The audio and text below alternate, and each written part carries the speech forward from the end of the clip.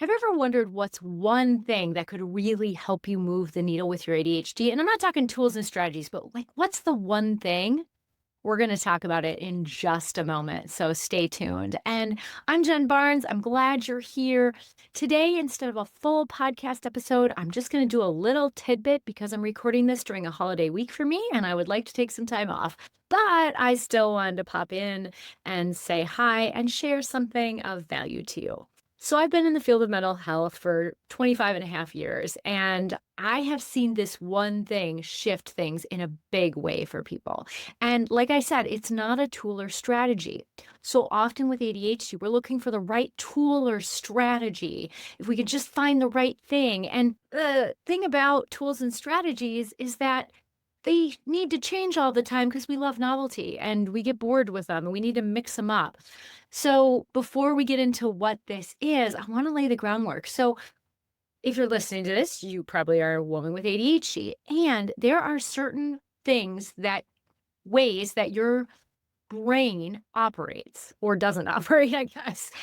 Those things are important. And by growing up with the brain that you have in this neurotypical world, there are things over and above the diagnostic criteria, which is related to how your brain operates, that actually impact your life more than ADHD alone. And so some of that might be you've heard of like rejection sensitive dysphoria, or people have anxiety, or I can get really rigid in my routines, just trying to like keep it all together so the shit doesn't hit the fan or everything falls apart, right? So we have these other things that we deal with. And so the biggest shift that I've seen help people is when we work on radical self acceptance, including ADHD. Now, before you click off and you're like, oh, that's dumb, hear me out. So often we have been criticized and corrected and received negative commentary about our ADHD, or we put ourselves in this little masked box so as to avoid said criticism. But then we often are really hard on ourselves and criticize ourselves. And so when we do that, we're not accepting ourselves. We're not loving ourselves for who we are because we're not letting ourselves be who we are. And so in the women I work with, one of the biggest shifts that they tell me they experience is when they are met with compassion for their ADHD from me, and then that allows them to feel that compassion for themselves. So I am extending that compassion to you for your ADHD. I understand how hard it can be. I know that some people have more severe ADHD, and some of us were able to mask our way through. And some of that depends on just your own brain, and some of it depends on the life circumstances you were born into. But either way, you didn't necessarily, at least in this human body, cognitively choose to have ADHD in a neurotypical world. But that's the reality of it. And when we can radically accept that that's the reality, you don't have to like it. But if you can radically accept that, you know what, I have this ADHD brain and it tends to function this way and can make these things hard for me, or I'm learning how to make it easier or easy. As you can accept that, then you will have the wherewithal to change. Whereas if you're coming from this place of shame and I need to fix myself because I'm broken, or yeah, I mean, I did really well with in all my career and stuff, but it's only because I masked, not because I let myself be who I am. All of that points to a lack of self-compassion, a lack of self-love, a lack of self-acceptance. Carl Jung, I believe it was Carl Jung. It might have been Carl Rogers. I think it was Carl Rogers, actually. It's a famous therapist, one of the two. Um, I, Carl Rogers is less well known by people who aren't therapists, but one of the two said the interesting paradox is that once we accept ourselves fully as we are, then we can change. And that is so true. So, how today can you embrace yourself? How can you accept the reality of the brain that you have, the life circumstances that you have? You don't have to like it, but how can you accept, like, yeah, this is the reality?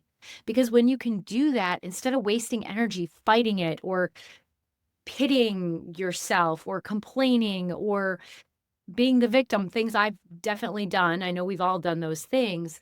Instead of wasting our energy on that, we can actually focus our time and energy and resources on making the changes that we seek. And no, a lobotomy is not an option. You can't just undo ADHD, at least not yet. We don't know how to do it. But I don't know that we'd want to. There's some pretty awesome gifts. Once we feel like our ADHD is well managed, there's some pretty awesome gifts. I don't want to be this person who's like, ADHD is a superpower, because that's kind of bullshit. I mean, there's parts of it that can be great gifts, and there are other things that are challenges or can be challenging. So I don't want to say that.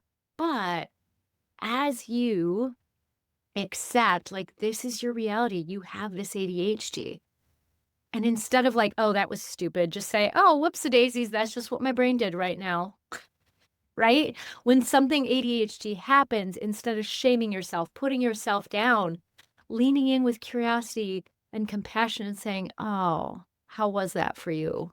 Or that seems hard. Because chances are when your ADHD does show up, it's not your first choice, however that is for you, whether it's with struggling to start a task or struggling to finish a task, struggling to have social conversations that other people can follow, whatever it is. When that shows up, can you put your hand to your heart and say, it's okay. Yeah, this is just how your brain works sometimes. This is how your brain works all the time. And then do what you need to do to move forward, or just be. Maybe there's no moving forward. Maybe sometimes it's just a being. One last thing I'll say before I sign off here is, during the pandemic, I listened to a lot of podcasts, and one of the ones I caught was Brene Brown interviewing Sonia Renee Taylor about her book, Your Body is Not an Apology, or The Body's Not an Apology, something like that. And Brene was talking about self-acceptance, and Sonia Renee Taylor said, well, actually, it's not just self-acceptance. And it's not just self-compassion, but it's self-love. It's self-love that we need to cultivate for ourselves. And perhaps there's some small steps to get ourselves to self-love. And acceptance is going to be the first step. Like, yeah, this is how I did that today. Yep, not my first choice, not loving it. And maybe you do something to learn something different. That's up to you, without constantly doing one fix-it project after another on yourself. Or maybe sometimes you're just like, yeah, that's how it was. So that is the first step. And then starting to extend some compassion towards yourself. Kristen Neff has a lot of great stuff. Neff is, I think, how you spell her last name. She's got a lot of awesome stuff on self-compassion. And then moving into that self-love piece. So anyway, thanks for being here. I hope this little tidbit was helpful. It's what's been on my mind lately. So I thought I'd share, and I will see you next week for a full episode. Take good care.